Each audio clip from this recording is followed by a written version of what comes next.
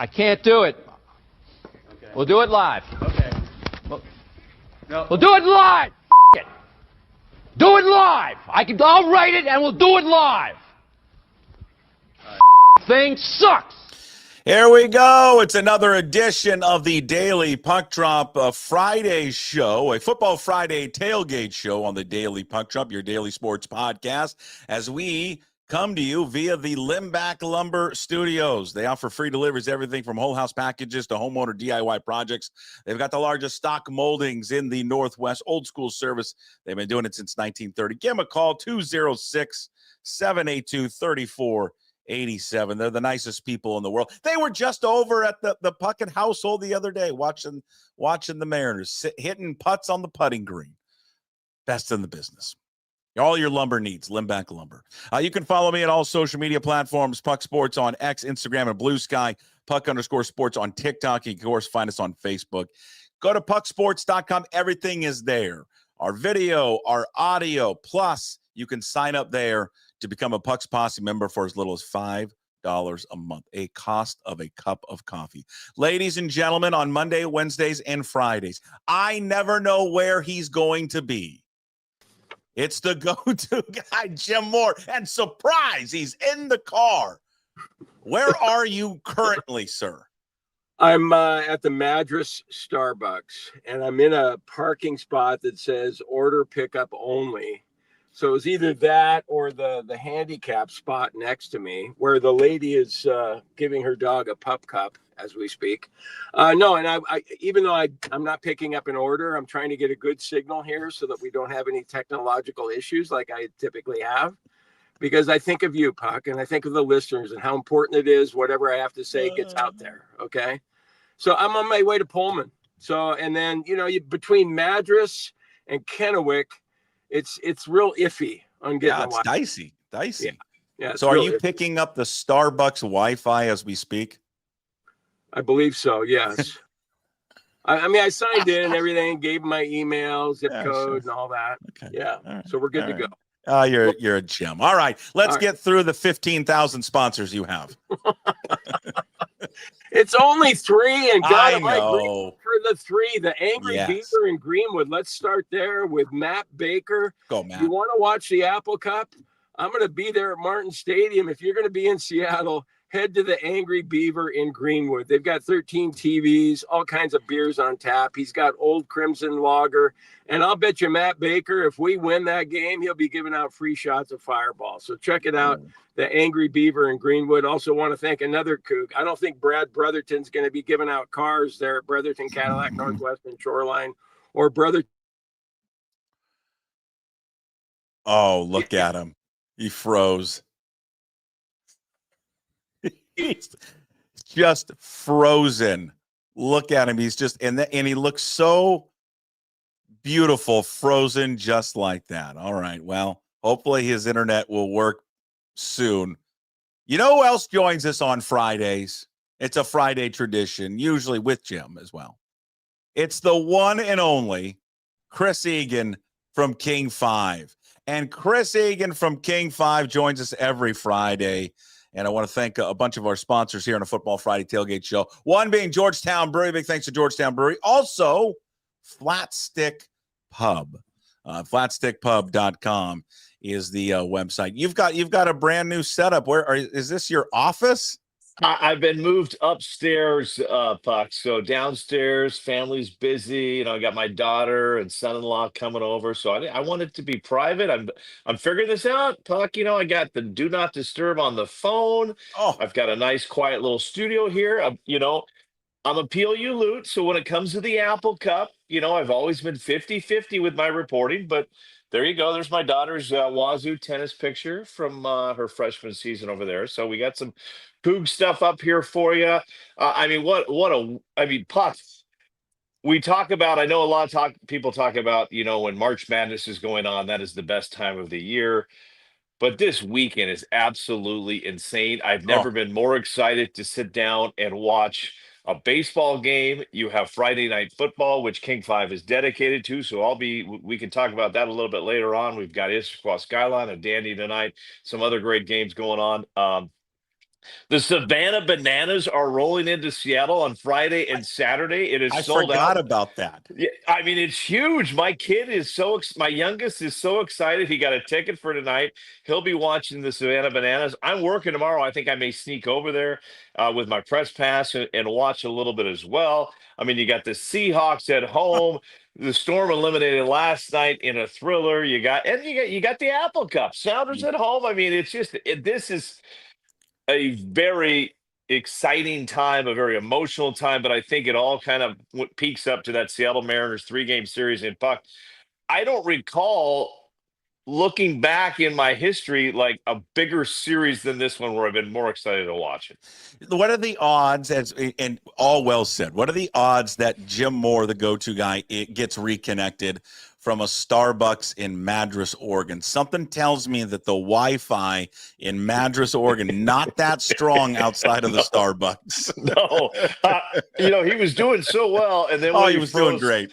When he froze, I'm like, we've all been there. I remember when my wife was just starting out in real estate, Puck, and we were taking a college tour. This is probably 9-10 years ago, and we were taking the road from Pullman because we were visiting Wazoo, and then we wanted to go visit Gonzaga, and we were taking one of those back roads, not the main road, but we took a back road, and she lost internet connection and it froze. So I think we've all been on those back roads, and we've had some issues before. And I'd say it's the odds are not good that we see Jim Moore during this Friday show.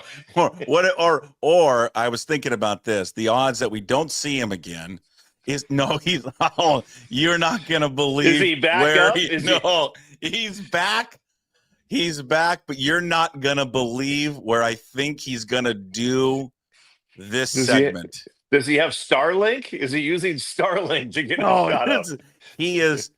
I'm gonna say this. He has moved inside to the Starbucks.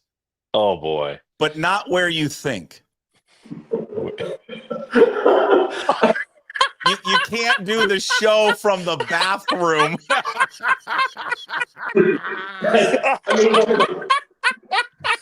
This could be the greatest.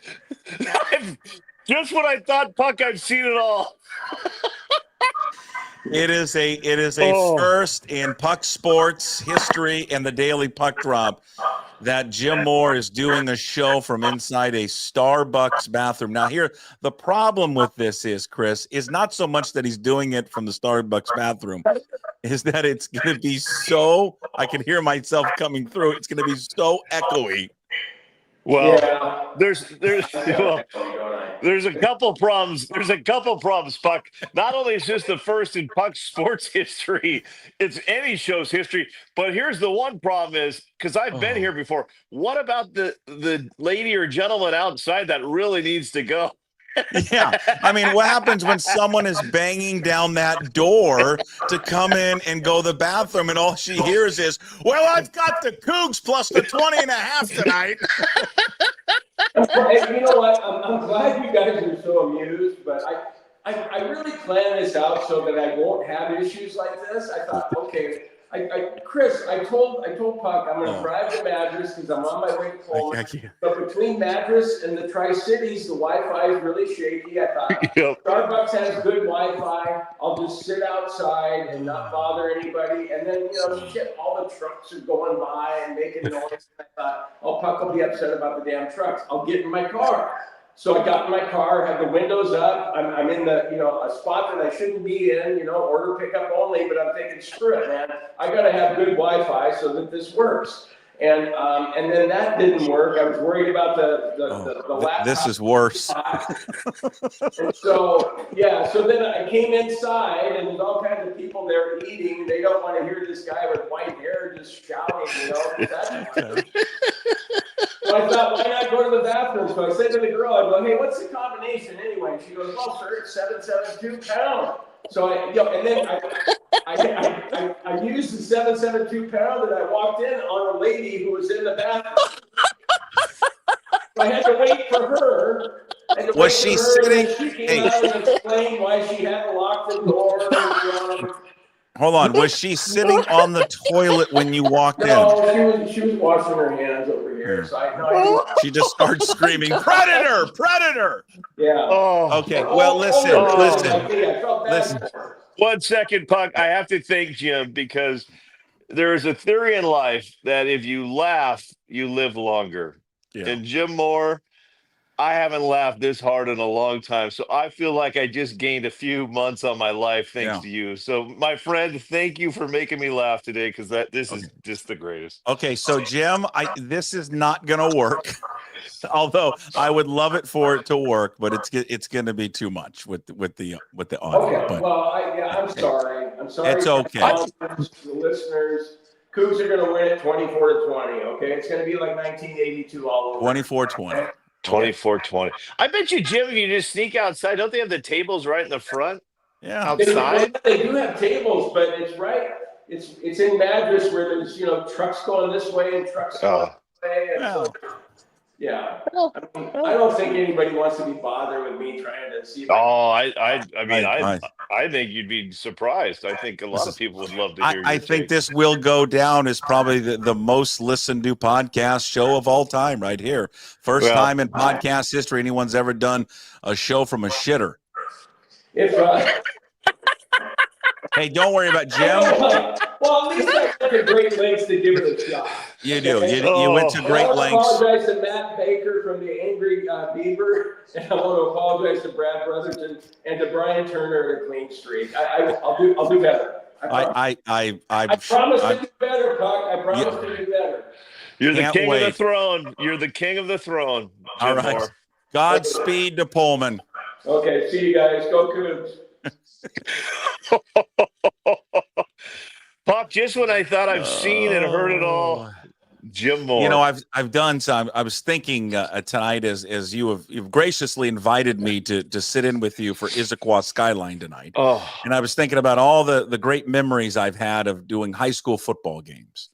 And I think I've told the story several times, but one of my greatest places calling a game was atop of a library that was across the field on the roof in a driving rainstorm down in Warrenton, Oregon.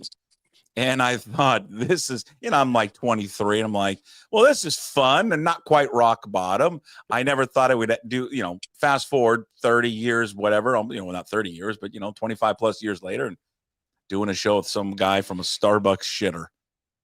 It's just a classic. It's just a classic. But I've been many times the guy on the outside trying to get in when some people are just taking their time in the bathroom. And now I know what's going on. People are doing podcasts. Can you imagine he walks bathrooms. Out? Some guy is just waiting in there like, what the hell were you doing in there, man? I've been out here pissing down my leg trying to get in. Meanwhile, you're in there talking about who's Brotherton Cadillac and the Angry Beaver and a clean streak. What the hell is going on? And God bless Jim and Jason, your alum of Wazoo and all the great Cougars out there. But for Jim to believe that the Cougs are going to win this one, I just don't see it in everything as a neutral, unbiased sportscaster that I've been watching the last 3 weeks. Jed Fish has done an amazing job to pump this game up within his Husky coaching staff. At least that's what we're getting from the media standpoint. I was there on was it Tuesday? I was over there at Husky Stadium, and the players are really kind of milking this. Sure, we lost at Lumen Field. This is the only game that counts. They're playing the Cougars celebrating on Lumen Field as they walk out of the tunnel. It's a video loop of the Cougars score. So Jed Fish, Coach Doherty, they've done a good job I know some people have kind of downgraded this rivalry since they're no longer together in the same conference, but the Huskies, I'll say this, and I can't report because I wasn't over in Pullman this week on how the Cougs are preparing, but Huskies will be ready for this game. And after watching the highlights and having to anchor that Saturday night with the Cougar highlights against North Texas, I'm a little concerned for your team. Hey, tomorrow. it can. Here's the glass half full. It can only go up from North Texas. It can only go up, and You maybe mean it was the turnovers can go from 5 to 6, or only can get. I don't better? appreciate that, but I see where you're going. It can only go up from there. They can. It might have been the best thing that ever happened to them was getting annihilated by North Texas. And meanwhile, the puppies overlooking the Cougs because they got the Buckeyes in their sights. I mean, I will say this: Jed Fish is doing everything, and this may happen, and it may come out to be exactly what takes place on Saturday. But he's doing everything in his power to talk to all of his mouthpieces around the program to tell him how he's going to run the score up. And when you're my warning to them would be you focus so much on that, you lose sight of the game a little bit. Yeah, you do. So we'll wait and see. I don't think Washington State's going to win. I think it's going to be a better game than people realize, but maybe. Well, that's me as the fan and alum talking. But it's a totally different team than it was a year ago. It's not even remotely the same team that Jed Fish lost to last year. No, and you're right. It's a rivalry game. It's always closer. The fact that, I would focus, Jed, just get a victory on the road and get the cup back like you've been talking about. But this is a rivalry game. There's going to be this could be. I mean, for the Cougs, a lot of. This is their biggest game of the year right now. Go knock off the Huskies. I know it's not a conference game for them, Puck, but if they can knock, there's nothing better than a Coug victory over the Huskies. You know that. I mean, the celebration last year at Lumen Field, I was on that field with those players. Like they weren't only crying. I was interviewing these players, and their parents are behind them crying. These are, a lot of these. And I know the rosters are about 80% out of the state of Washington, but there's still 20 kids on each team from Washington. And that's what is. I was meaning to do it this week, and I didn't get around to it because I wanted to look like, because I do think part of the rivalry does take a hit just because of what you just said. Like there's not, only a handful of kids from this state that are actually on either roster.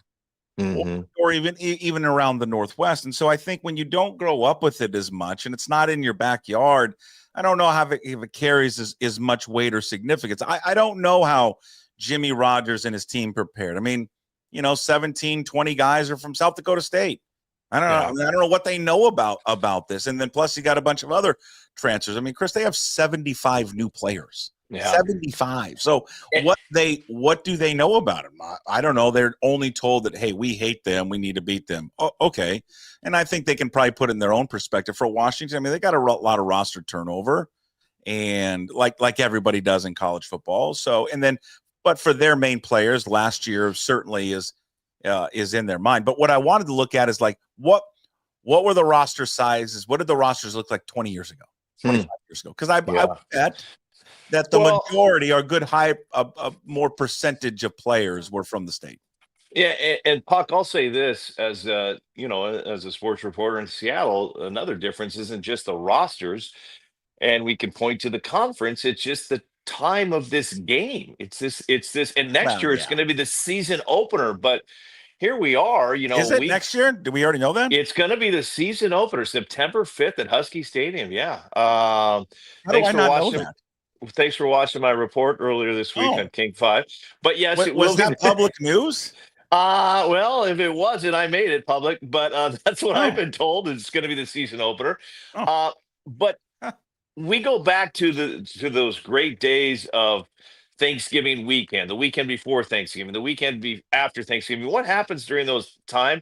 It's holiday parties. It's families coming together. And the great thing about this rivalry is it's separated families. You have Cougs in the house. You have Huskies in the house. You have Bellevue Community College people that are now Husky fans. You have PLU Lutes that are rooting for the Cougars. It just always was families divided. And now I think it's just like literally, I told people at our work, like, hey, I'm going to have an Apple Cup story on Wednesday. And they're like, is the game this weekend? It's just still, it's crazy to think that, but there's a lot of people that like don't even have it on the radar now, where it used to just be that last game before the bowl games, the second to last game for the bowl games. I mean, maybe the greatest post-game interview of all time at an Apple Cup. Your friend and mine, Dave Softy Mahler, after the Huskies lost to the Cougs in what they called the Crapple Cup, the toilet bowl, and Tyrone Willingham sitting in a weight room in Pullman being interviewed by the media. And mind you, the Huskies still had one more game on their schedule against the Cal Bears. And Yeah. I'm almost 99.9% it was Softy that said to Coach Willingham after that loss, where the Cougar fans stormed the field for, was it their second win, first win? I can't remember. I can't think it was second win. Second win, but that shows you how big it was. And Softy to Tyrone, I think it was question number 2. Hey, Coach, are you even going to go to the Cal game?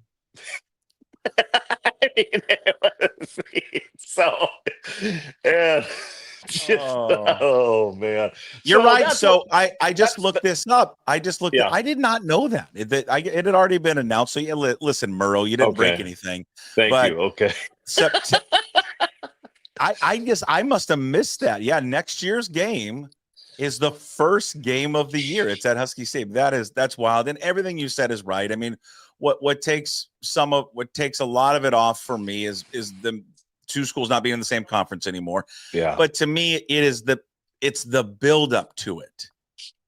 You know, because every week you're monitoring how that team is doing. Yeah. How they fare against Utah, how they fare against Arizona State and Cal and all that. And then it builds up and in those years where they're both playing really, really well, like, you know, those times in the 2000s with Leach, you know, 3 straight years that determined who was going to win, you know, the Pac-12 North. So that it builds up to that final game of the season, the final game.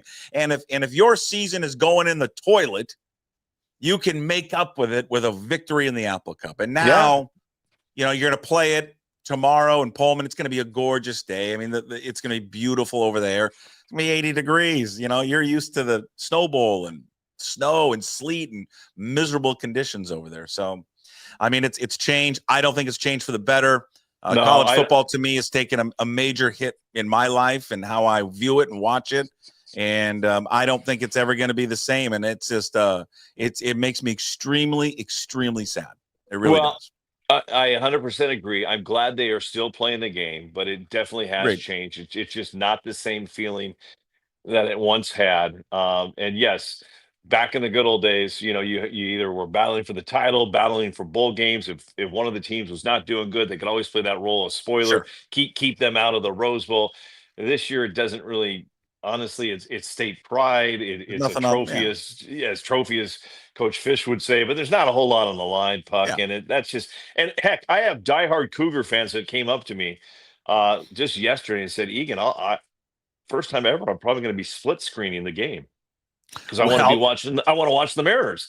And I'm like, usually what happens when the Apple Cup's going on? Nothing else. Usually there's some state high school football semifinals the day after or the day before, but it's the only show in town. And now you literally have an Apple Cup surrounded by Savannah Bananas, Seattle Mariners baseball, Sounders. I mean, there's legitimately, there's a lot going on. Well, there's a lot because the Mariners will get underway tomorrow at 4:10, and then the Apple Cup will kick off at 4:30. So speaking of the Mariners, we haven't got to it yet. Here it is. It is a 3-game playoff. Yeah. Starts tonight. Brown versus Brian Wu. We have made it. 9 games left, Chris Egan. And they control it. They control their destiny. They can win it. They can freaking slay this team that has been a thorn in their freaking side since they came into joined the division 2013. I remember when they came and joined the American League West in the 2013, and everyone, that's easy. We're going to get 14, 15 victories over these guys. These guys stink. Oh, really? Well, you know what they've done since 2013? This is what they've got a chance to do starting tonight in Houston and finishing off the rest of the season is slay the damn Houston Astros dragon. They've won 8 American League West titles, including 5 straight. They've won 2 World Series. They've been to 4 total. So they can end them starting tonight. I think it's the most anticipated regular season series that this organization has potentially ever had. So And it much to starts to be unravel. great. So much to unravel. As I'm talking, Puck, I'd love you to find on Twitter. I tweeted out yesterday a picture of the visiting team clubhouse bathroom, which I'd love to explain because we got a lot of people questioning that picture Visiting on Twitter. team house. Okay. Well, it's on my Twitter page. It was Okay, like I'll find a it. couple tweets down. But Puck, I go back and correct me on this one. 4 to 5 years ago, Jerry DiPoto was giving a press conference at T-Mobile Park, and he was asked about the state of the team. And maybe this was one of those pre-spring training ones. And he basically said, "We're not where the Houston Astros are." He was basically crowning the Astros as the best team in the American League West. I would love to now have that same press conference and see where Jerry DiPoto's thoughts are, because now you have an Everett Aqua Sox team, division champions. You have the Tacoma Rainiers division championships. The cupboards are filling up. And then you have this Mariners team with arguably one of the best pitching staffs. Okay, there's the photo right there. If you're listening, I apologize. The photo that we are showing is a picture that you took of Yep. the Houston Astros.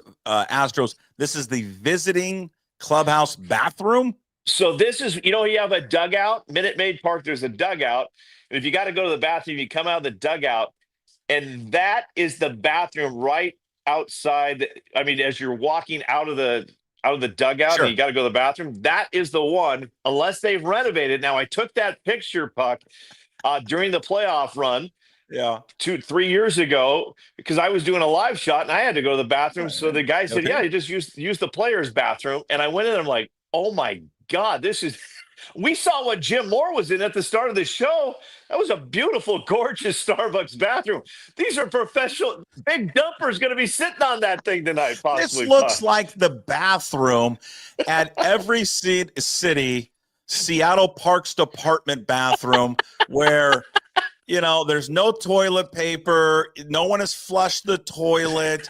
Then there's some junkie that's fallen asleep in the stall next to that. It's like, what are we doing?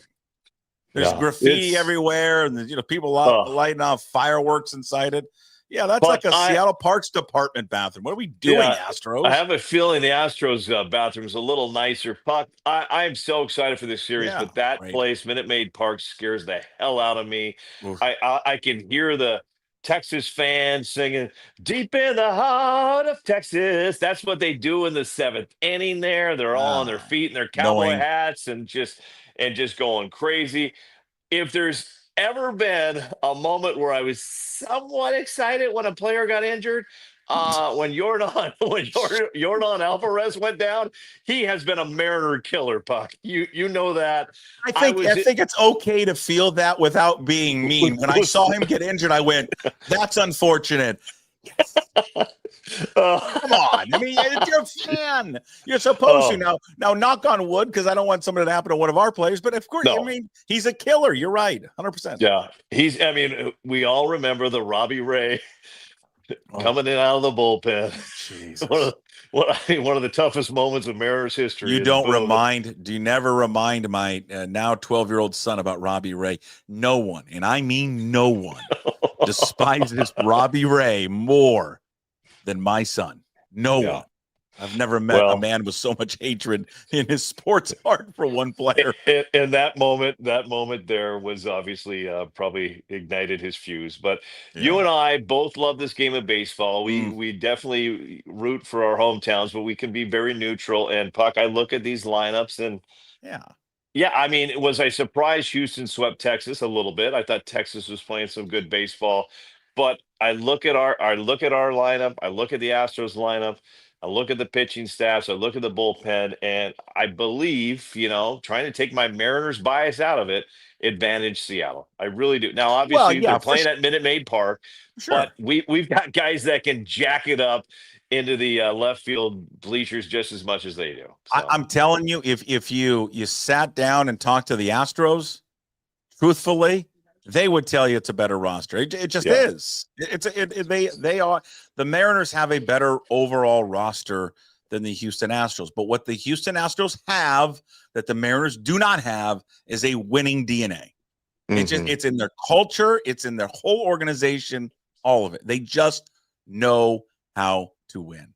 That's what scares me about this series. The Seattle Mariners are the more talented team, but do they have what it takes to take them out? You've got to don't put it in somebody else's hands. No. Right? Don't. Hey, we got to take. We got to sweep Colorado and take 2 out of 3 of the Dodgers, and then with Houston with what they got coming up. Take care of it. Yeah. Take care of it yourself, and they can do that starting tonight. Well, and Puck, they take care of things here. Then you control your destiny coming home, and you also, if you take care of business here. When we say take care of business, I'm going 2 out of 3. A sweep is taking care of business. You get 2 out of 3, you sweep. You also not only put yourself in a good position to win the West, but you put yourself now in a great position to lock up wild card spot 2 or 3. Now you lose 2 out of 3. Now it gets interesting. So, but like I said, I mean, you're leading off tonight with Brian Wu, who has been phenomenal all year long. He's been your go-to guy. The one guy, and he's coming off, and he's scares me, but I love him. He scares me, but I love him. Is Matt Brash? Out of me. Is Matt Brash? I'm saying Matt Brash. I just don't. I feel like Munoz is. I feel very good with him going the 9th. Brash is if we can eliminate some of those walks on batters 1 and 2, but we'll see. I thought you were going to bring up Kirby tomorrow. See, Kirby is the one. It's just. I don't know what I'm going to get. I don't know what I'm going to get from him. I mean, he's pitched well there, but I just don't know. Like, what are we going to get when he steps out on him? But you know what you are getting? That lineup, Puck. The fact that Dominic Canzone has become a factor in that lineup is just that's got to be scary to opposing team pitching staff. There's not a weak spot in there. I mean, you may point to JP Crawford, but JP had some huge hits on their own. He came through with a couple big hits. So, all right, before you jump on out of here, what's the big game of the week on King 5, Issaquah and Skyline? Well, and we got more breaking news report. Jason Puckett will be joining us for the 3rd and 4th quarters to be joining me in the booth tonight. And Puck, they heard you were coming, so Issaquah, we have our own private booth tonight. We'll be the athletic directors coming through big time. It's Issaquah versus Skyline, 2 1-1 teams. Over the last couple of years, these have not been the big powerhouse teams, but we like history and we like rivalries. They play, and we like to educate a little bit. They play for what's called the Cole Bucket Trophy. Back in, I think it was back in 2000, the head coach for Issaquah decided, you know what, let's play for a trophy. So they came up with the Cole Bucket Trophy. He found the Cole Bucket in storage at Issaquah High. And for all you going, Egan, the Chateau on the Plateau, coal mining, what are we doing here? Well, if you want to know your Northwest history, 1880s to 1930, coal mining was the big economic, it's what brought the people into Issaquah. So they were big coal miners in Issaquah in 1880 to 1930. So to symbolize that old school heritage, they play for the Coal Bucket Trophy. When I think of the Plateau, I think of coal miners. You think of coal miners. But maybe their greatest game ever between the two teams. You got to go back, Puck, to 2008. It was Issaquah and Skyline, actually, in that year were playing for the state championship title, and Skyline won that game. And Skyline won 2, 3, 4, 5, 6 state championships, but it's been a while. They haven't been back to the state title game since 2015. So I don't know if I want to use this nugget now. Now, do you need me for the full game? Because I can get out there. I mean, I'm leaving Ballard Knight's football practice early for you. Whenever you get to the booth, we're putting a mic on you and you're going. So that's I'm excited to have you here. I've got a nugget that I think I should probably save. Okay, yes. I've got a very great connection with Issaquah's starting quarterback. Well, I don't have that up my big board upstairs with me right now. You don't have the big board. You don't know who it is. But I have it. I know his name. But save your nugget. But since we're talking Cougs and Huskies, Alex Kirkpatrick, you're gonna love my connection to Alex Kirkpatrick. And I believe his little brother's the backup quarterback. Okay, even better. Yeah, I will tease you with your this. Head coach. Do you know your head coach is Skyline? I'll tease you with Aus Wiedersehen. Oh, okay. I can't wait. Okay, go ahead. What else? Do you know the head coach is Skyline, Puck? I do not know. Oh boy, one of the greatest Coug families of all time. Oh God, it's Peyton Pallure. Yes, Yes, I yes. forgot. His great grandfather Carl Gustafson played for the Yes, Cougars. Arnie, yes, his grandfather, played for the Cougars. Scott played for the Cougars. His yeah. dad, and of course, he played for the Cougs. So Yeah, Peyton's a great guy. It's a what a great family. Speaking of Applica, what a great family that has spawned generations of not only Cougs but Huskies. Steve was an unbelievable quarterback at the University of Washington, and Bud Withers has got this new Applica book that just came out. And he has this huge chapter on the Pallures. It's great, but I'm excited to see it tonight. Issaquah and Skyline. Yeah, and you better bring it. All right. And we have commercial breaks? Do we? We have commercial breaks. So download the King 5 Plus app. Right. You can watch for free tonight, and then of course tomorrow you can just go on YouTube and watch Puckett and I do our thing. Yeah, it's gonna be fun. We got full headsets. We got our own playback monitor. Puck. It's really good. Yeah. Do we have a? Do you? I need rosters. Do you have? I got rosters for you. It's on the big board too. It's going to be really nice for you. Big board. Send me some rosters. I mean, I'll say I got some info on the team was sent to me by. What type of water do you prefer? Do you have a special brand of water that you need, or anything in your candy bowl? I mean, I'm a Pellegrino man, my friend. Okay, yeah. You're a Pellegrino man. Meanwhile, Jim Moore is locked in a bathroom in Madras right now. And will we have any shots of the moms of Skyline trying to pretend to be the daughters at Skyline? Do we have any of the panning of the crowd? They'll be there. Yeah, we'll get some shots. How many urban sombreros tonight? I'm going to set the over under at 27.5. 27.5 is good. Yeah. And then the how many Yeti cups, Chris? How many Yeti cups do we see, or the big Stanley cups? You will see. Oh, the over and under on that is like 55. 55 on the big Stanley cups tonight. What's in there? It's just liquid IV. We went down to the Woodinville winery and we got a beautiful dossier wine, but we're battling for the coal mining. Jen, how much have you had to drink today? God, and what have you eaten? I had a wheat thin. God. Hey, could you get your Tesla or your Land Rover so we could put the coal bucket trophy in there? Yeah, I want the coal.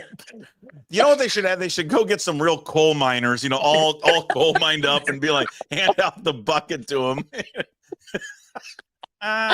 You know what? You're gonna get coal on my Lululemon jogger outfit. Now I should know this. I should know this because we're doing the game tonight. Am I driving to Skyline or am I driving to Issaquah? It's at Issaquah. Great setting. Great question.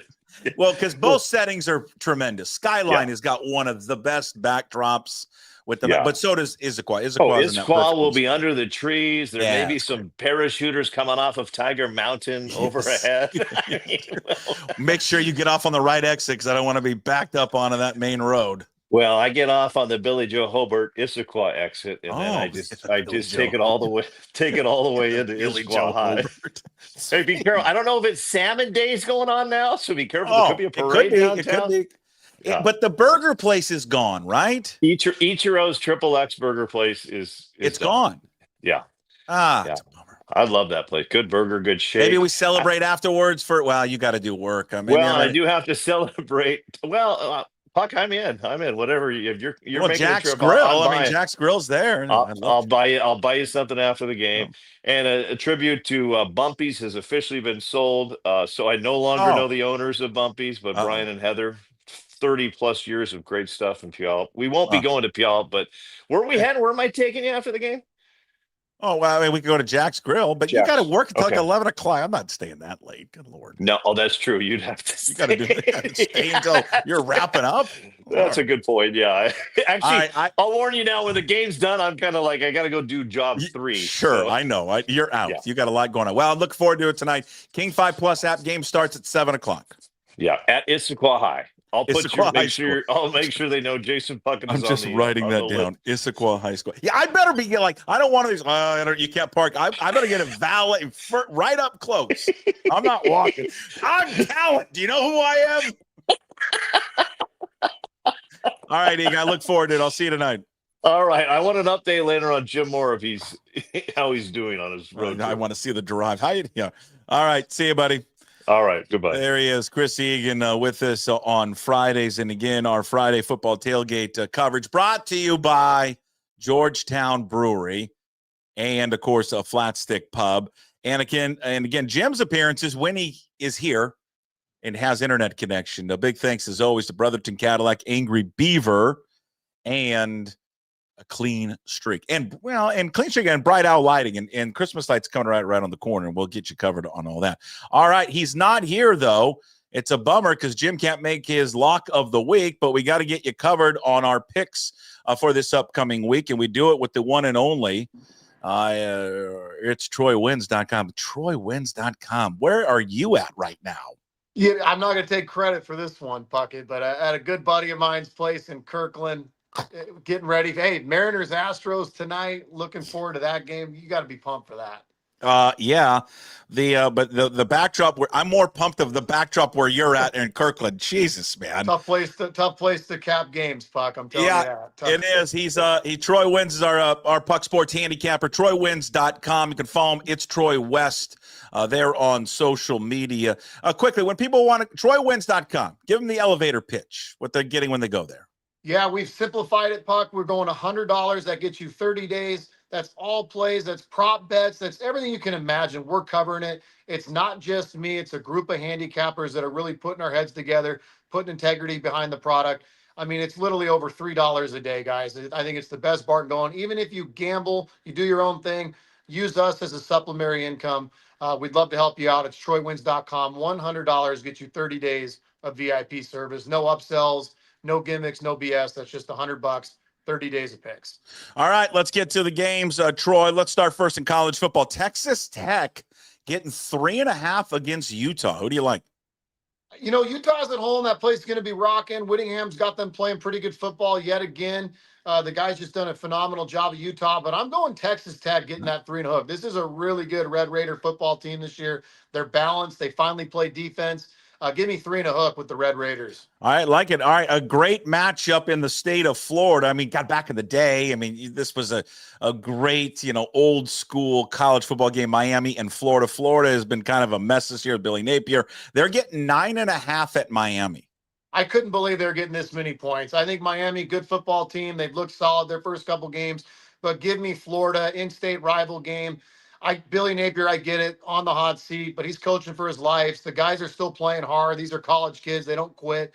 They'll be ready for this game. Miami wins a close one, 28-24, but I'll take 9.5 with Florida. All right, the Apple Cup. I know which way you're going to go on this one. It's a huge spread. Washington favored by 20.5. I'm more curious your perspective on this one, Puck. The one thing I'll say about this, when the line came out, I think everybody and their mother thought this is a 40-point game. Guys all over the internet, they're betting the Huskies, which typically isn't the best thing, right? When you've got the public all over on one side of one football game, it's typically closer than you think. With that being said, I'll go 42-17 Washington. I'll take the cover, but would I be shocked if the Cougs put up a fight and the Huskies just are looking ahead to Ohio State? I wouldn't be shocked if somehow the Cougars slip within that 3-touchdown line. Yeah, I think it'd be closer than people realize, but we'll see. All right, over to the NFL. Rams getting 3.5 in Philly. I like the Rams. I think a lot of people are underestimating this Ram team. Philadelphia has not looked great. I get it. They beat Dallas 24-20, looked okay against the Chiefs, but Jalen Hurts, I mean, I saw a stat the other day. The guy's completed, I think, 2 passes where he's actually thrown the ball over 10 yards. That's amazing that they're still winning football games that way. I think the Rams actually are arguably the most complete team in the NFL. I'll take 3.5 with Matthew Stafford and the Rams. Okay, we got the Seattle Seahawks are at home, which a place they do not like to play, and they're taking on the Saints, but they are favored big. Are the Seahawks 7.5? Who do you like? They'll be they're my survivor pick this week. They'll be in all my teasers this week. Give me the Seahawks minus 7.5.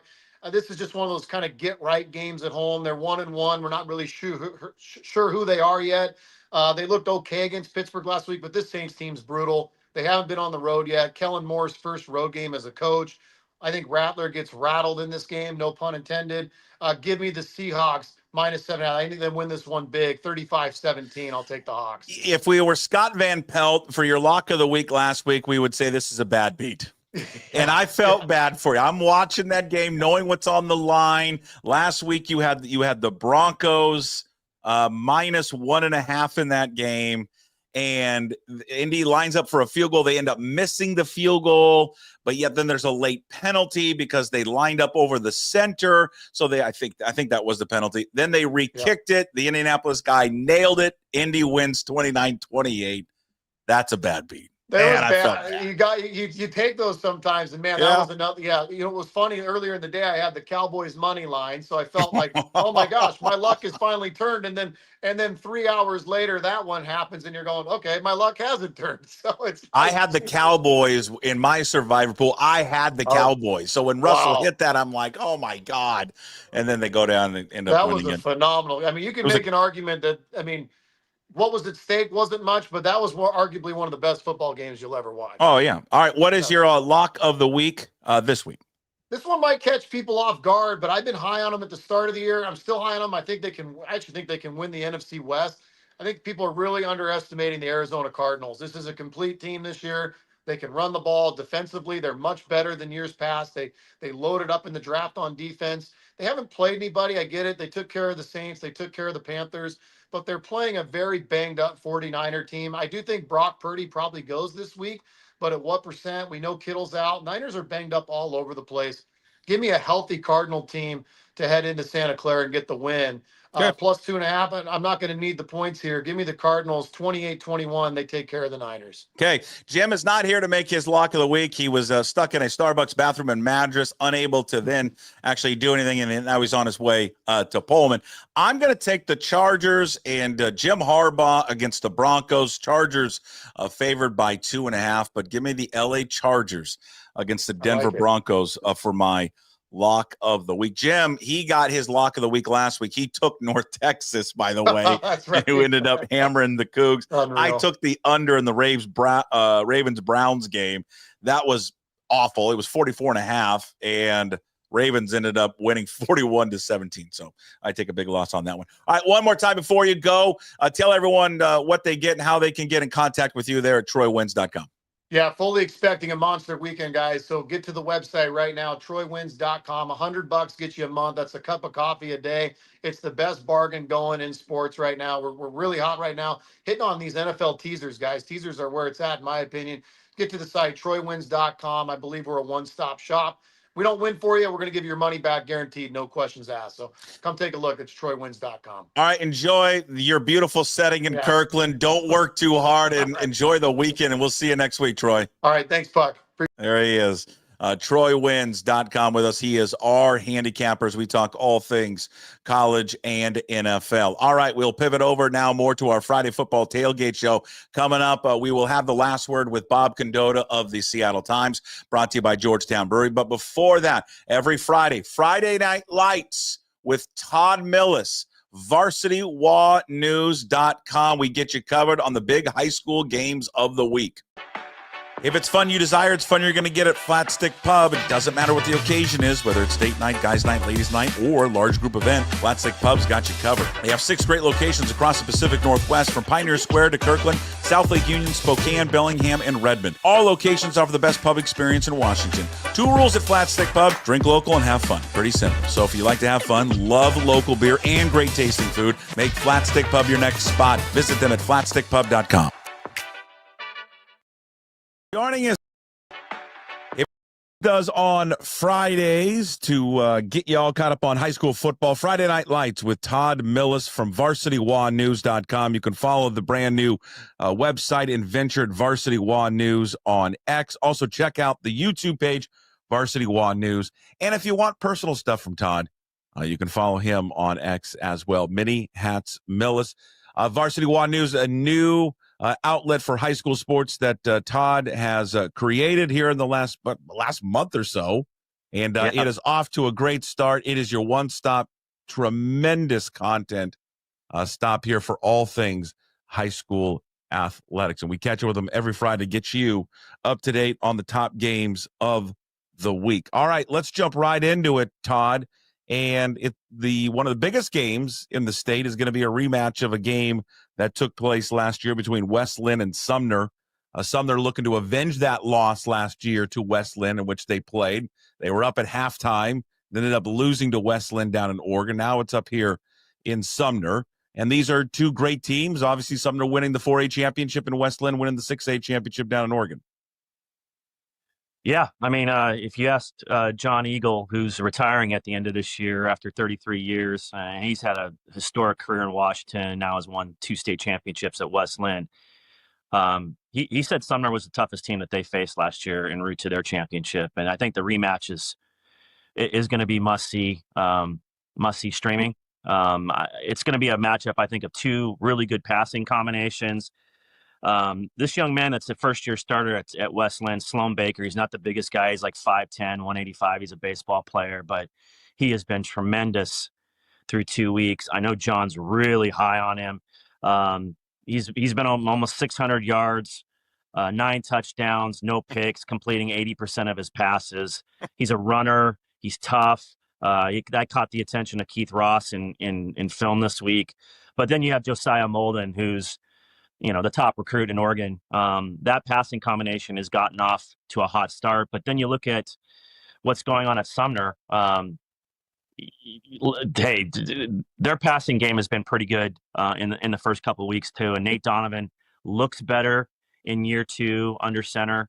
I know that people were complaining. People were saying, "Oh, they only scored this many points against Kennedy Catholic without Derek Coleman-Brusa last week." But they're coming off such an emotional loss at Lake Stevens. They'll be fine. I know they're up for this game.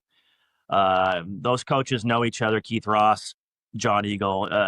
It could be the game of the year, Jason, like it was last year, except this time it's in Sumner's home stadium. It's going to be packed. It's going to be overfilled, actually. They've sort of outgrown that stadium down there at Sunset Chev Stadium, and they're due for a new stadium here in the next 5 years. But it's an incredible environment. You're a high school football fan, and you want to experience the closest thing that you would see maybe in other parts of the country.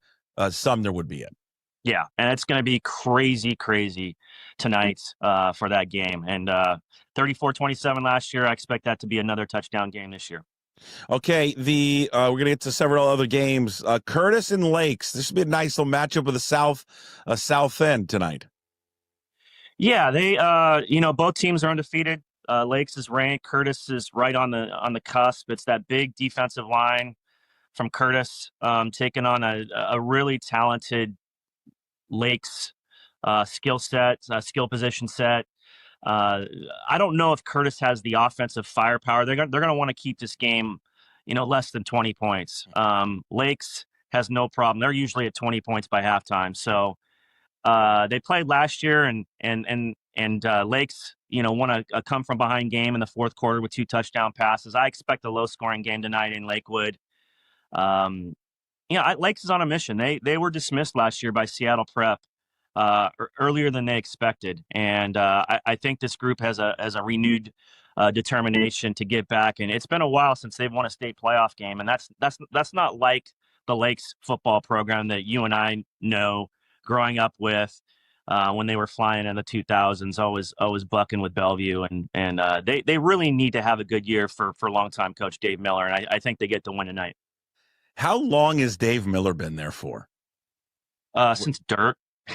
I mean, it's like 20 plus years, right? Yeah, he was an offensive coordinator in the state championship for the state championship team in the late 90s. Mm-hmm.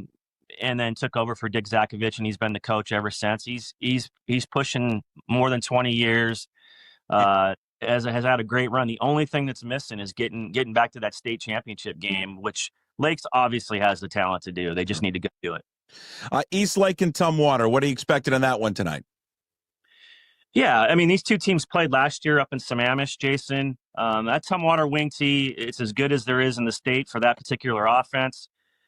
Now, Greg Hurd is the coach at East Lake. They're doing some things differently against the wing tee than what you saw Scott Hare do. They're a little more heavy set, trying to get to that wing tee right at the line of scrimmage. But the problem right now with East Lake is Colby Johnson, the Colorado linebacker commit, has not played for them. He's been out since camp. I think he got dinged up on his recruiting trip. They expect him back over the next couple of weeks, but without him, kind of overseeing that linebacking core, I think it's a tough task when you look at Tyler Briscoe, Peyton Davis, Jackson Dart's back at quarterback for Tumwater. It's just a machine down there. The game's being played down at Sid Otten Field. Eastlake talent-wise, it's gonna ignite. They got the best roster in the Kinko. It just hasn't really fired off yet. When they get Colby Johnson back, they've got Miles Johnson, who's a really good running back. He's carried that offense so far. It's gonna catch fire soon, but I don't think it's gonna be this weekend. I think Tumwater. And I'm going to tell you right now, I think Tumwater's uniforms, this is the insight I bring on this. I think they're the best in the state. God, I love it. I love their helmets, the whole look, all of it. I mean, it's very Oregon Ducky, so I know how that's going to play, but they're fantastic. And I love the wing tee. God, it's just a great offensive system. And they have success against any classification. I mean, they beat 2 4A schools. They barely lost to Puyallup in week 1, and that Puyallup team is ultra talented. Yeah. So, I don't know if they're going to be in the state championship game this year, but they have a really talented junior class. They're going to be back very, very soon, and they'll still be a staple in the state playoffs come November. A good matchup in the Metro. Monty Kohler, fresh off getting past Sid Otten, speaking of Tumwater, for most career wins here in the state of Washington, taking on Todd, a very talented Seattle Prep team tonight. Yeah, this is Seattle Prep's opportunity with O'Day so beat up, especially along the lines. Leo Harnato is taking over for Bo Oaksmith. He's again, like Bo, he's a dual threat quarterback. He rebounded from, I'm sure week 1 jitters. He had a solid game against Roosevelt last week. They've got some dudes, Jason. I mean, Ezra Mall, the coach, the son of the coach. I don't know if you've seen Sam Davidson at 6'7", 280 pounds at defensive end. He's being, I think, Montana commit, but some schools are coming in on him as an offensive tackle. I mean, they have got a really good, starting 22. It's always a little bit with depth with Seattle Prep, but if they're gonna knock off O'Day, this is the night to do it at West Seattle Stadium. Until O'Day gets healthier, this could be a real barn burner, especially with O'Day and Eastside Catholic looming. Yeah. All right. Well, many would say this is maybe perhaps the game of the year. You've got 2 people that are going to be just fantastic on the broadcast tonight. Issaquah and Skyline is the King 5 big game of the week. King 5 plus. Somehow Egan has roped me into sitting in with him tonight on the game. But this is, when you think of this game in the past, it's probably not what it once was, Todd. But God, back in the day, I mean, Issaquah and Skyline, this was a must-see game. What do we expect to see here this evening up on the plateau?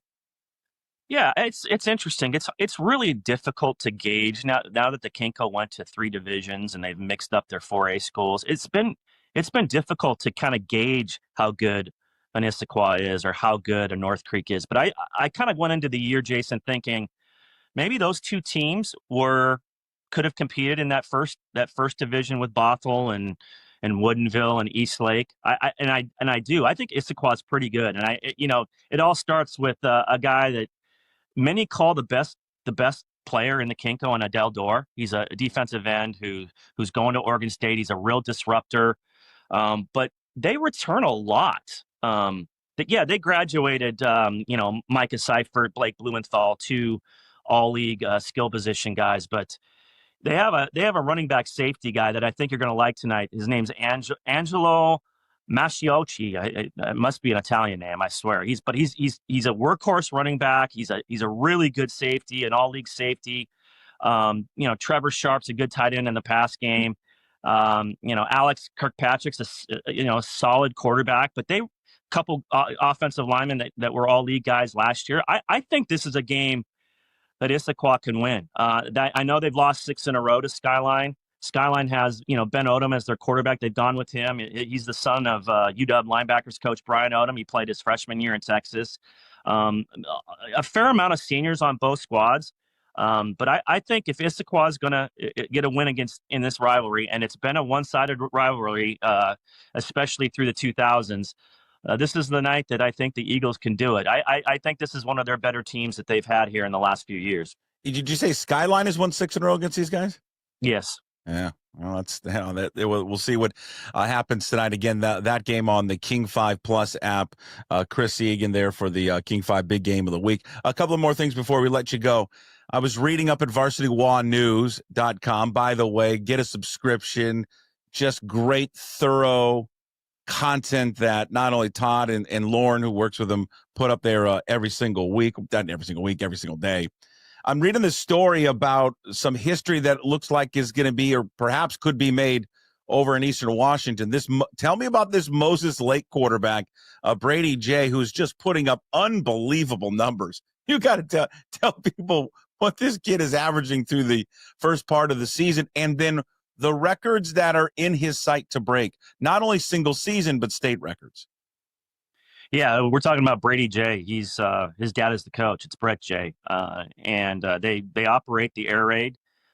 There's a little bit of an uptick in the pass to run ratio. It's like 85-15. I mean, they're going all in on the air raid. But the one thing that he's done, he went out for track last spring because I think he wanted to be more of a run threat and scrambling threat. I don't know if they thought he was a sub 11 second 100 meter runner, but he did that in track and qualified for the postseason. I think that was a big surprise. They're running him more. Yeah, and it's obviously when he drops back, that threat is in play. It's been in play the first 2 weeks. He's been over 500 yards of, think about this, 500 yards of total offense in back-to-back weeks. Now, the first week, I get it. But last week at North Creek, their first real test in Kinko Land, that was impressive. That convinced me that this is a legitimate top 8 team. They have not gotten over that Week 10 game the last few years with the J Incorporated, kind of building that program up. I'm convinced this is a team that we should see in the state playoffs. But you're right. I mean, 4,700 yards on pace for. Kellen Moore has a lot of those records from Prosser that we remember in the early 2000s. It's been a long time since somebody can actually really sort of knock on the door for those records. But if Brady J gets 10 or 11 games, Jason, we might see the first. There's an outside chance we might see the first 5,000 yard single season passer, and that's how much they're throwing the ball, and that's how good he is in the air raid. Yeah, Moore holds the record. I think it's 4,615 games in 2005. The single season touchdown record, 67 in 13 games in 2006. All right, lastly, hey, some surprising news this week. Corey Sampson stepped down at Rainier Beach. He's a very good football coach, very good team, and seemed to be a surprise and probably a shock to many. I know he said on Instagram, on social media, that for family reasons, but I mean, I hope everybody is okay in the Sampson household. Yeah, I mean, one of the most liked coaches, not only in the 3A Metro League, but in the entire state. He's done a fantastic job in that program well over a decade. He got into the state championship game that lost to O'Day in 2017. He's had kids as college athletes. I know it's been a juggling act for him, coaching Friday nights and trying to get to his kids' games. I know that's weighed on him a little bit. The timing of it is surprising, Jason. I mean, they're a top 10 team right now in our rankings. They're a really good football team. I mean, they played O'Day tough, had a chance to take the lead last week in week 2. Respectable loss to O'Day.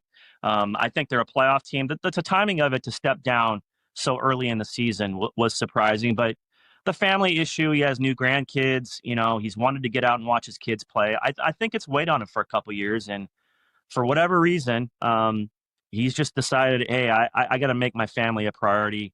I know he was a little disappointed that he wasn't able to open the new football stadium, which is a beautiful facility along with the gym, that he wasn't able to open that in week 1 this year. Yeah, it's surprising, but I think we'll see him on the sideline someday. He's too good a coach, too good a guy not to. So hoping it's not more than that. But Rainier Beach is they've got a big hole to fill without him. But he's got a good staff too. I think they'll keep it together. That's Friday Night Lights with Todd Milles. Go check him out and check out his brand new website. It is terrific for coverage of all high school athletics, varsitywanews.com. Follow the new venture at Varsity Wa News on X and on YouTube, Varsity Wa News. Todd Milles, Friday Night Lights with us every single Friday. Thanks, Todd. Appreciate it. And we'll talk to you next week. You got it, buddy. See you week 4. And again, every Friday with us, Friday Night Lights, Todd Milles, getting you caught up on the biggest and best action in high school sports. And that story, you can read more at varsitywanews.com on that story about the Moses Lake quarterback who is on the cusp or has the chance here in this season to break some incredible records. Has a chance to single season record held by Kellen Moore, the touchdown record, the career passing mark. Just an unbelievable story happening over there in Moses Lake. All right, our Friday football tailgate show continues, brought to you by Georgetown Brewery and Flat Stick Pub. Of course, no Friday football tailgate show would be complete without talking to the one and only Bob Condotta of the Seattle Times. Of course, he covers the Seahawks. They're coming off their big win against Pittsburgh. This week, they welcome in the New Orleans Saints as they try to get their second victory of the season and try to do something that they cannot do, and that is win at home. The Last Word with Bob Condotta, brought to you by Georgetown Brewery. Drink Georgetown Tavern Beer, your new locally brewed domestic-style lager. 4.2% alcohol. Cheap, good, local.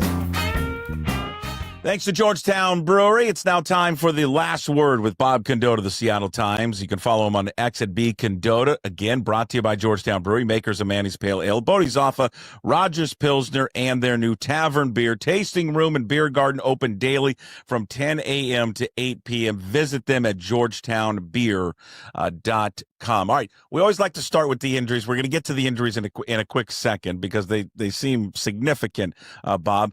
Let's just go back to week 2 in Pittsburgh. Boy, a lot went right in that game. I don't know where you want to start. It seems like probably Ken Walker is the place to start, or Sam Darnold's performance minus the 2 picks. So what stood out to you in that week 2 victory against Pittsburgh? I mean, those two and the way that defense sort of dominated up front, I thought was very encouraging as well. Not that we're not expecting them to be able to do that. And I think they played fairly well against the 49ers, but to see that come to fruition, I mean, I think that's an underrated strength maybe of that team. I don't know, maybe it's not underrated, but I mean, they've invested a lot of resources there, and Leonard Williams, DeMarcus Lawrence, and Jaron Reed. They're paying some decent money. Obviously, to Leonard, they're paying a lot. And then Byron Murphy, their first-round pick last year. That should be a good unit for them. Throw Uchenna and Wuso back into that, which started to happen and will happen more and more, assuming he stays healthy and it goes on the up curve. I thought that, if you can be strong up front on defense, that solves a lot of problems. And I think that's what you saw. I know the secondaries got a lot of credit, and deservedly so, Josh Jobe and Darian Kendrick, and for the job they did, but I think it really started with how they kind of dominated up front, and that was a matchup you hoped they could win, and I thought they did win that. But yes, offensively, given what had happened the previous week, there was far more questions about how that would come together. The caveat would be, I think Pittsburgh's defense is really ailing right now. They lost several players during that game. They're pretty banged up as is, and I think it may prove that that game might have said a little bit about Pittsburgh's defense and kind of how bad they are right now also. But that said, it was very encouraging to see them get the run game going. And I just thought the way they responded, being in the stadium there, you did feel a little bit like when it was 14-7, they get not just a touchdown, but the 2-point play at that time. It felt a little bit like, okay, Pittsburgh hasn't played well to this point, but they still lead it 14-7. And now they're the home crowd, and it's kind of hot. It was pretty hot there, actually. And so are the Seahawks going to be the team that's going to come out in the second half and kind of wear down? And it was the exact opposite. And for them to come out and dominate the second half the way they did, I thought that was all really encouraging, just about where this team is and Mike McDonald's ability to sort of keep the team even keeled and, not, keep playing the way they want to play when things start to go bad. And Darnold's ability to also lead the offense to do that as well, because he obviously, the 2 plays that didn't go right in the first half were sort of not really on him, but he's the guy throwing the ball there. So I don't think that second interception is really his fault necessarily, but still, I just thought the whole thing was good that way. But we've seen them play well on the road the entire Mike McDonald era, and so it's kind of more, how do they come home now in a game they're supposed to win, and can they keep it going that way? All right, we will get back to that. How do they bottle up how they play on the road and bring it to their home stadium? And of course, they're playing at home this week against New Orleans. Let's get to the injuries, because coming out of that injury, We've got some banged up players. I mean, we knew about Eamon Worry and Witherspoon. Love's, again, dealing with, is it a different injury now with Julian Love coming out of the Pittsburgh game? I think it's hamstring this week, and it was groin last week, if I recall right. So maybe kind of sort of related, but technically different. So, yeah, we don't know much about Love's thing. I think Love is, if there's one, Mike McDonald talks about guys needing to practice to play. I think Julian Love is one guy who doesn't need that. I think he really knows what he's doing back there. And I think if there's anybody they trust, that he's going to be able to get the work done. And we saw him out there at practice the last couple of days. He was there. So I think he was doing mental reps and stuff like that. He just wasn't on the field practicing. He was walking around and stuff. So I'll be, obviously we'll get the report here in about 4 hours and then we'll see for sure. But my hunch would be Julian Love. If he can play, he'll play. But the other three guys are far more doubtful in my mind. Yeah. And then what's the latest on Charbonnet? I mean, there's not a lot. Sadly, I can't give you a whole lot on that one, simply because we didn't know about it when we talked to when McDonald met with us Wednesday before practice, and then it showed up on that. We haven't talked to him since then, so there wasn't much to really go on there with Charbonnet and what the situation is there. But we didn't see him at all out at practice, and so if it's a foot thing and he hasn't practiced all week, that might be tough to kind of come back from and suddenly play with. Yeah. Well, and then, Walker looked great last week against Pittsburgh. Just ran hard and I mean, I know the splits were even, but there was no doubt that Walker certainly was the most effective back last week. And that's a good sign for him, right? I mean, this is a guy that, we've talked about him a lot, Bob. He's entering the last year of his deal, and he's got a lot to prove this year. He does. I thought he looked really good in training camp, and I sometimes I would read some of the things, not that people on the beat necessarily were reading, but some of the national stuff, and I'd be like, if you were at practice, you would see that Ken Walker looks really good. And I know, the way they've handled running backs, they didn't re-sign Rashad Penny basically initially. I mean, they waited till he played it out and then signed him, and same with Chris Carson and things like that. And those guys had some injury histories as well. I think the fact that they haven't re-signed him is part of it is just the nature of the running back position and their history with running backs as well. And that I think they feel like, if it's worth doing, they can do it later. They don't need to do it now. But obviously Walker, has had the way last season went, didn't go super well. He kind of labored through some injuries, and the stats obviously were down from what they'd been. But I still think he's a really good running back in this league when he's healthy and playing well. And I think they've always thought that. And I don't know that there was ever necessarily as much of a battle for who's necessarily, I think they've always thought there's roles for both these guys. Zach Charbonnet, sort of the third down 2-minute back, and a guy who can do some really good things for you. But Ken Walker also is a guy who, especially when it just comes to just running the ball, is still a very effective running back when he's healthy and things are going well. And I don't think they've ever questioned that. But he did sort of obviously reprove that again on Sunday. So then if he doesn't go the next step, Holani is the backup. Then they elevate Martinez off the practice squad? Or, Jarcadia White was actually, seemed like ahead of Martinez on the depth chart when the preseason ended. He definitely had better stats than Martinez did in the preseason. And it felt like just when they did the rotations in practice, he sort of went before Martinez did. But yeah, so they'd have to pick one of those two guys. But in part, that would come down to special teams, because one of those two guys would definitely have to be on some special teams. And that's kind of a hard thing to read. I don't know for sure who they would necessarily trust better on special teams right now of those two guys, but that would be a significant part of their decision, because you're not necessarily hoping the third running back's going to have to play a whole lot. It's more about filling that third running back role of having to fill out some special team snaps. All right, Bob Condotta of the Seattle Times. I want you to evaluate first two games so far from what you've seen, heard, looked at there from Sam Darnold. From Sam Darnold. I think in general he's played really well. Pro Football Focus I think has him rated number 4 this week as among quarterbacks with their grade. I think in general he's gotten what there was to get out of this offense, and the times that, especially the first week, that there wasn't quite as much of that as you would have hoped with kind of the way the receiver position was. I think getting Torrey Horton involved last week and seeing what he can do, getting Elijah Arroyo and just the tight ends in general. I think they made a more concerted effort last week, game plan wise, to sort of get everybody involved a little bit, which I think then opened a few things up for JSN as well, or especially maybe that last play a little bit to put him in a position to to do that. So I think he's played pretty well. That fourth down play, I don't really put the blame on Darnold for. That just looked like a play that was destined to fail from the start. The other one, the other interception last week, he's trying to fit a ball in, and that happens with quarterbacks all the time. I mean, the whole tight window thing, and Jalen Ramsey makes a really good play on it. So maybe you live with a few of those throughout the course of the season, but otherwise, I thought he played really well. I mean, seeing the stuff he did with his legs, obviously that the play where he escapes pressure and gets it to Barter.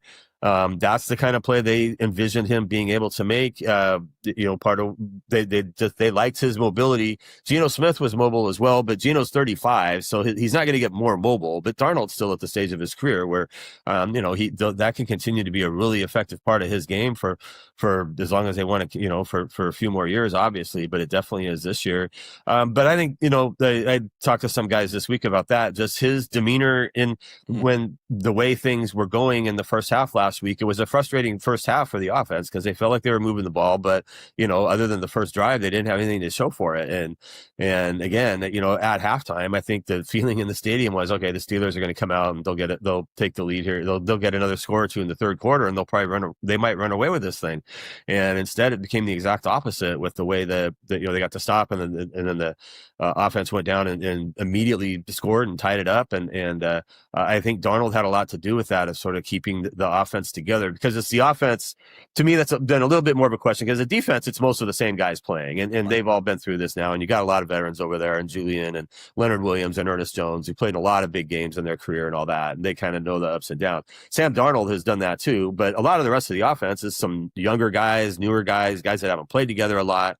And so to me, there was a little bit more of a question of how are these guys going to react when adversity hits. And I think Sam Darnold had a lot to do with kind of keeping the offense together in that way last week. Okay, let's answer the $1 million question. Why can they not win at home? They are 7.5-point favorites this week against the Saints. They found themselves in a similar situation last year, just like that. I think it was with the Giants, and then the Giants ended up beating them. But it's not just the Giants last year. They just haven't been played well at home for a while now. What's the rhyme or reason to it? Yeah, well, the Giants were the one real anomaly last year. If you go back and look, I wrote a little thing about this in the preseason at some point.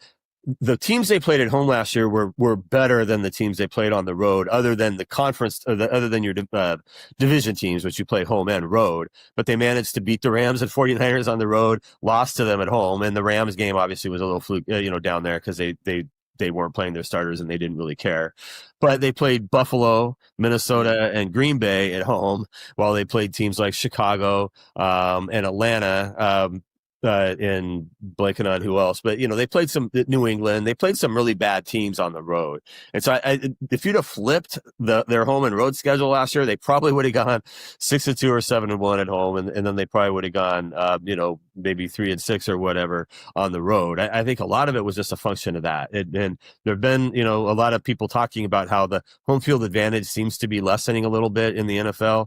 You're seeing more road teams win, and it doesn't seem to be quite as big of a deal anymore as it used to be. And maybe that's because of how teams handle it. You travel a couple days ahead of time, so you get used to the time change and all these varying things that sleep studies and all these things that guys are doing to try to mitigate some of those sort of factors. And the crowd, kind of becomes, guys get used to playing in the crowd after a while. You practice all that. If you have a veteran quarterback, they know how to do the silent counts and all that kind of stuff. So, but they do need to get back to doing it. And there's zero excuse for losing Sunday. If they lose Sunday, then I'll be like, it's really kind of weird that they can't win a home game. But, they played the 49ers week 1. They could have easily won that game. Sure. And, I think that was just a matter of they're kind of on a level talent playing field right now, probably with the 49ers, and the 49ers happened to make the plays at the end to pull that out. I don't know how much that's a home or road thing, just kind of the way that went.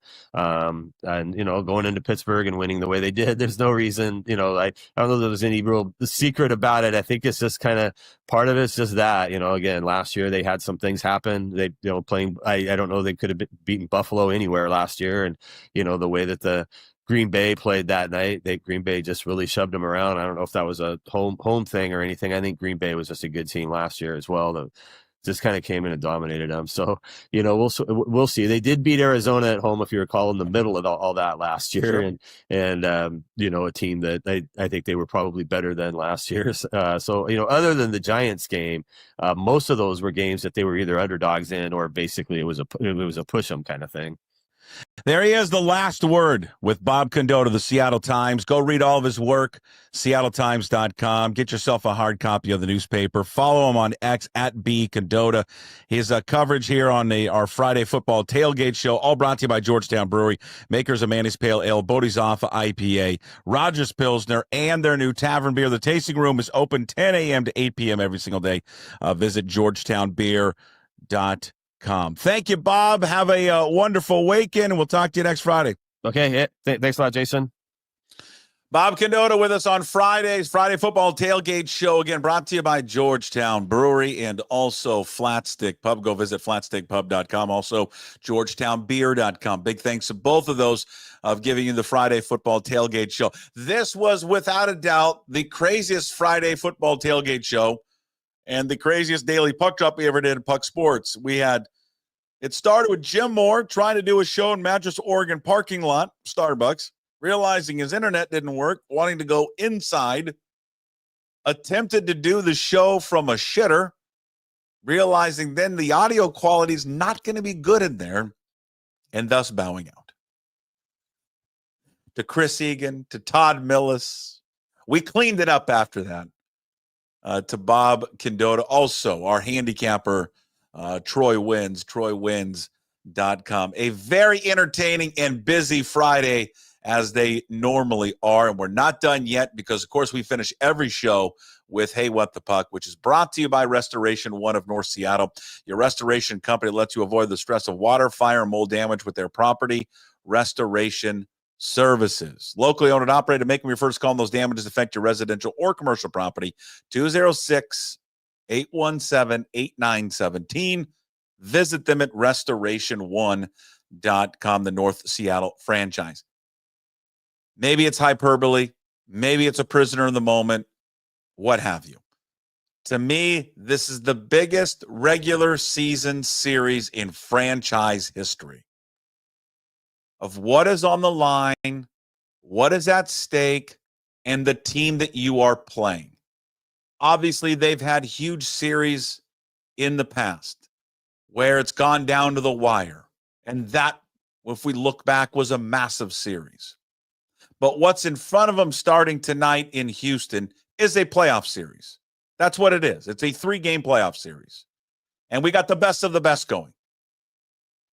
And what makes this the biggest regular season series, in my opinion, is the team across the diamond from you.